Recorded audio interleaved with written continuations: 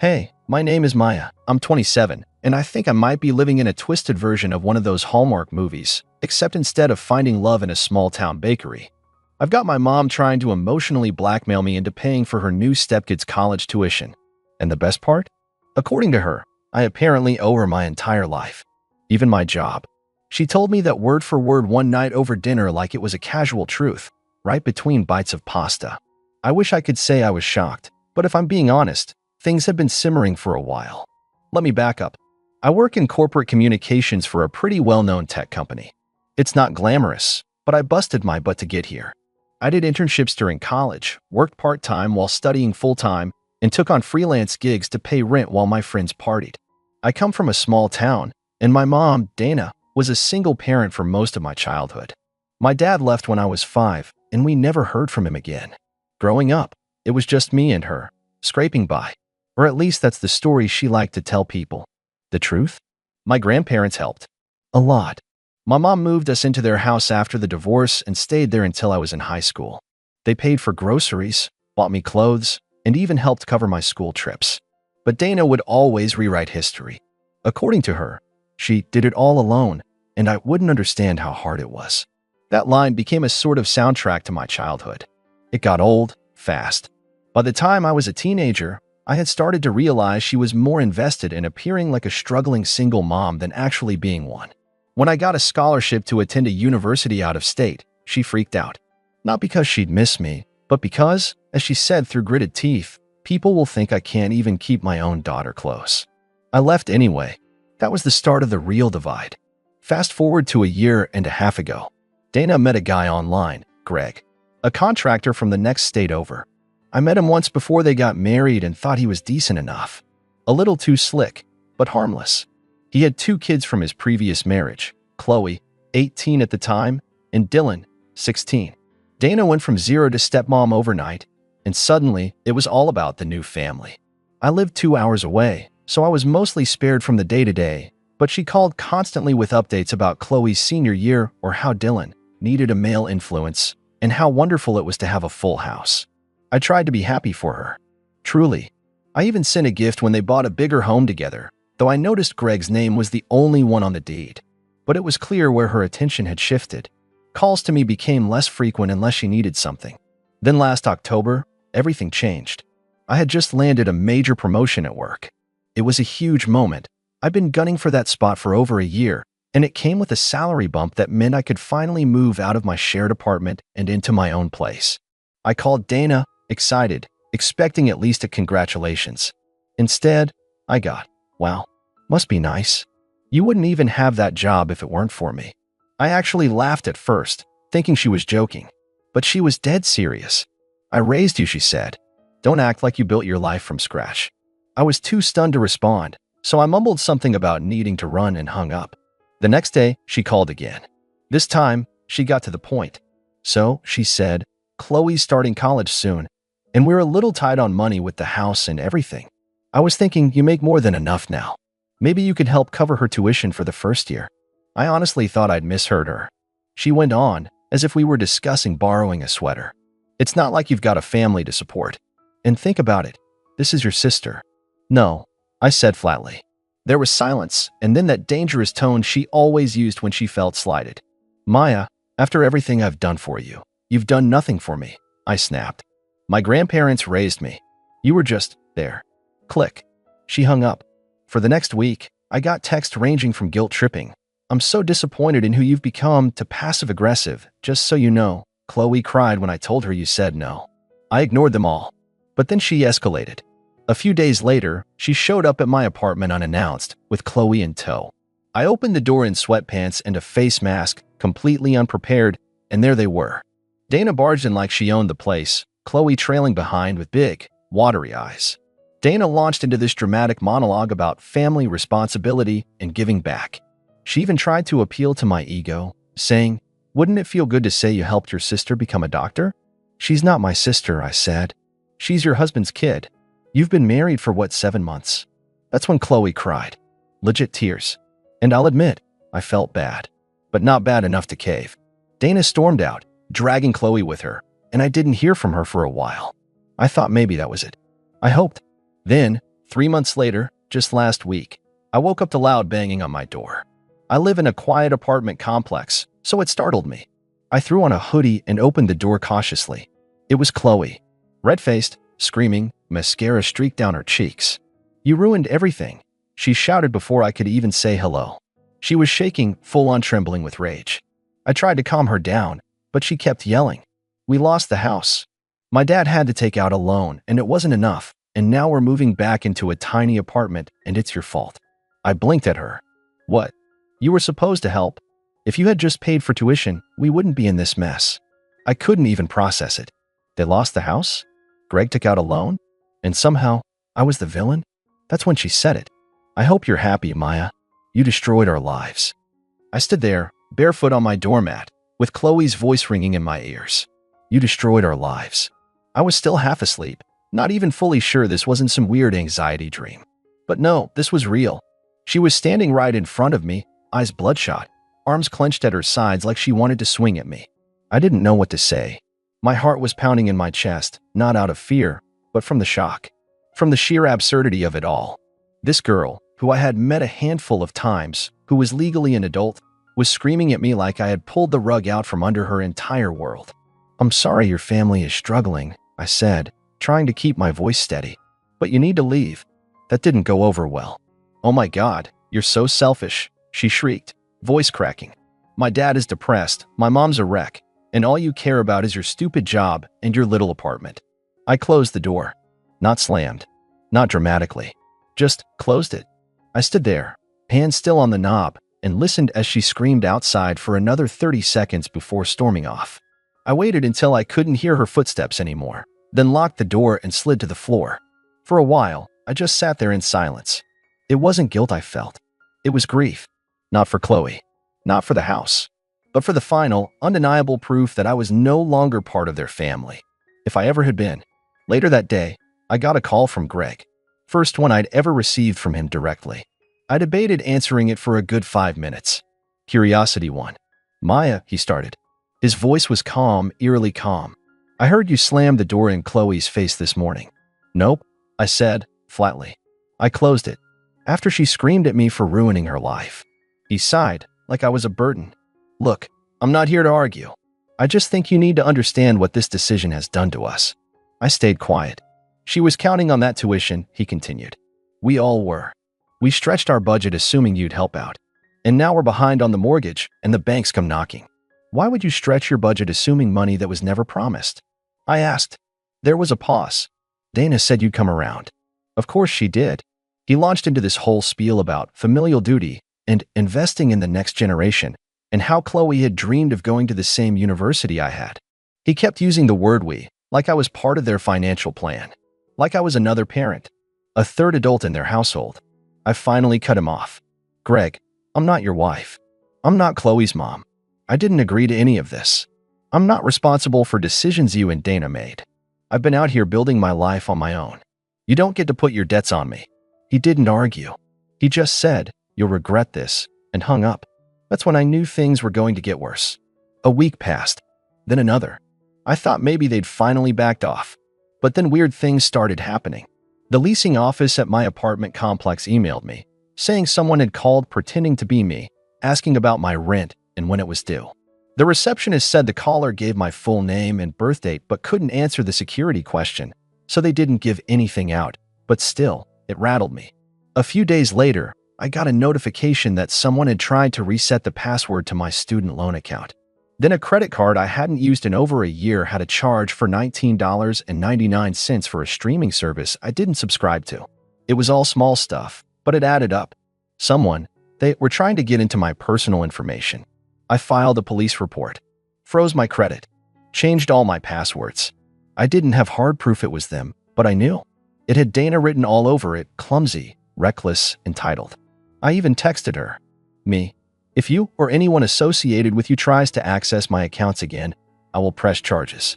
No response. Instead, a day later, I got an email from Chloe. A long one. It started sweet.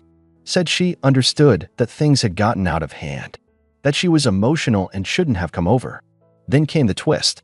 She said she was writing a personal essay for a scholarship about family and perseverance, and wanted to include our complicated but inspiring relationship. She attached a draft. It was full of lies.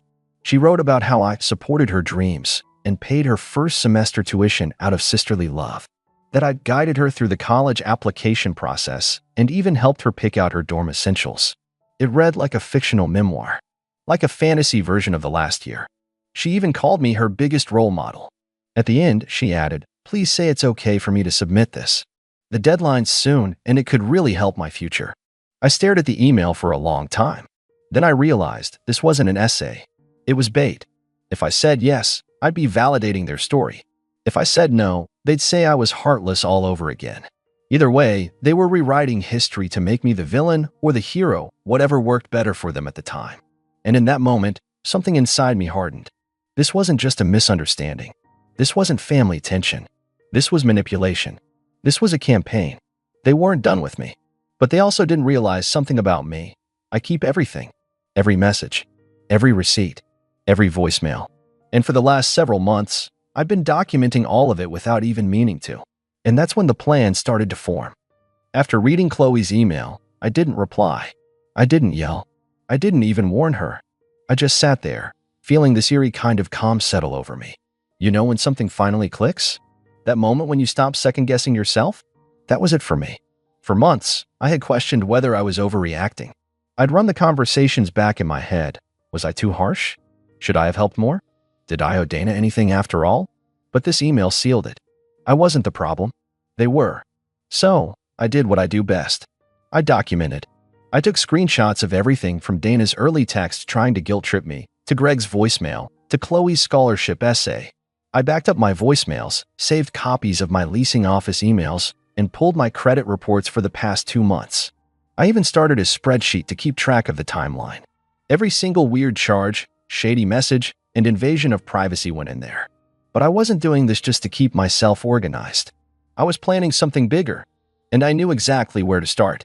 Back when I first got hired at my company, they assigned a mentor to help me transition. Her name's Valerie, and she's not only insanely good at her job, she also loves a good revenge story. We'd stayed close over the years, meeting for coffee every few months.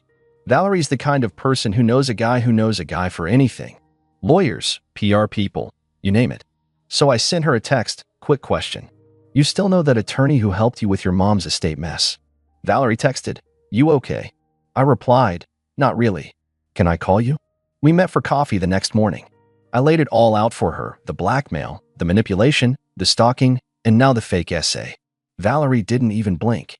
She just sipped her espresso and said, you want a cease and desist letter, or do you want to make this hurt? That was the moment the story really started to turn. We worked together over the next few days. She introduced me to her attorney friend, who helped me put together a formal letter to Dana and Greg outlining everything they'd done, the harassment, the identity theft attempts, the emotional distress, and the false statements. It was dry, legal, and terrifying in its tone. I didn't need it to do anything yet. I just needed them to know I had teeth. I emailed the letter to them. No subject line. No message. Just the attachment. A few hours later, Dana called. I didn't answer. Then she texted, you're taking this too far. This is family. We're going through a hard time, and this is how you treat us? You used to be so grateful. What happened to you? I didn't respond. I just waited. And then things got very interesting. About 3 days after I sent the letter, I got a call from an unknown number. I let it go to voicemail, then listened to it. It was Chloe. Her voice was quiet, like she was trying not to be overheard. She said she was sorry, that things had gotten out of hand, that she didn't mean to scare me or cause trouble, and she was just so stressed out about school and money and life. But the part that caught my attention? I didn't know my dad took out a loan in your name, she said, almost whispering. I didn't even know until Mom told me after your email. I'm so sorry, Maya. I never wanted any of this to happen. My stomach dropped. A loan? In my name? I immediately pulled up my credit report again. Nothing new showed up yet. But now I had confirmation that they were trying to commit fraud. And this wasn't just a theory anymore. Chloe had unknowingly admitted it on a voicemail. The next day, I called the lawyer Valerie had connected me with and explained everything. He advised me to go straight to the police with the voicemail and my documentation. And I did. I filed a full report, gave them every screenshot, email, bank notification, everything I had. The officer I spoke with was sympathetic but stern. "You're not the first person I've seen in this situation," he said. "Family can be the worst offenders because they think they're entitled to everything you have." Still, even as I took action, I couldn't stop thinking about Chloe's message. I wanted to believe she was just caught in the middle, manipulated by her parents, pushed into something she didn't fully understand. But there was a part of me, an ugly part one hated to acknowledge, that didn't trust her at all. Because even after everything, even after she found out about the loan, she didn't warn me. She didn't come clean. She just waited until I had already made a move. And that brings me to the real turning point. About a week after filing the report, I got an official notice in the mail. A subpoena. I wasn't being sued, but I was being called as a witness in a pending case involving suspected fraudulent financial activity. The investigation had moved quickly once I submitted the voicemail. They traced a few suspicious applications back to an IP address registered under Dana's home internet.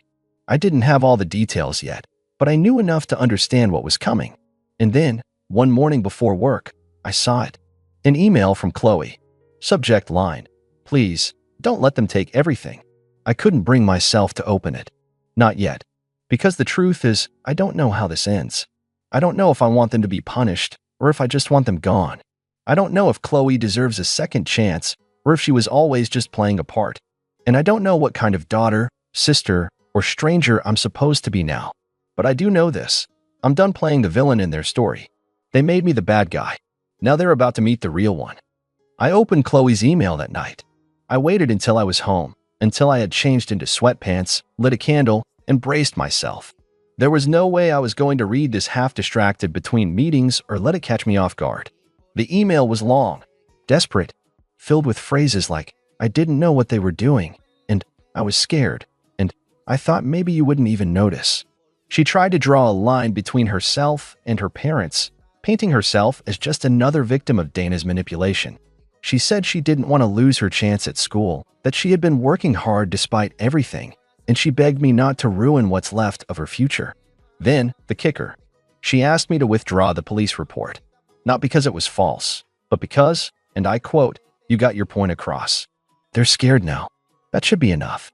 That was the moment the switch flipped. Again, I had tried being quiet. I had tried being polite. I had given them chance after chance, even when they showed me they didn't deserve it. And now, after fraud, stalking, gaslighting, and attempting to rewrite my entire existence as some fairy god sister, she wanted me to just let it go. No, I didn't reply. Instead, I forwarded the email to the detective handling my case. I attached the voicemail again. I even called to confirm they had received everything and let them know I was fully willing to testify in court if it came to that. I wasn't bluffing anymore. I wasn't scared of burning bridges that were already in flames. I wanted closure. Within a few weeks, things moved quickly. Faster than I expected, honestly. Turns out, Dana had not only tried to open one loan in my name. She had tried 3. One got flagged immediately, one was denied, and one was approved. But fortunately, the funds hadn't been disbursed yet when I filed my report. Thanks to the evidence and timing, the bank froze the account before any real damage was done. But here's where it gets wild. Greg had also applied for a personal loan using his mother's name, with Dana listed as a cosigner. So while they were busy playing the "we're struggling and Maya abandoned us" card, they were also committing fraud all around them like it was a side hustle. Chloe may not have been directly involved in the paperwork, but she knew more than she let on. And the authorities saw it that way, too. Dana was arrested for identity theft, attempted fraud, and a few other charges I won't pretend to understand the legal jargon for. Greg got hit with conspiracy and credit fraud. And Chloe? She wasn't arrested, but the university she'd been accepted to rescinded her offer when they learned about the investigation.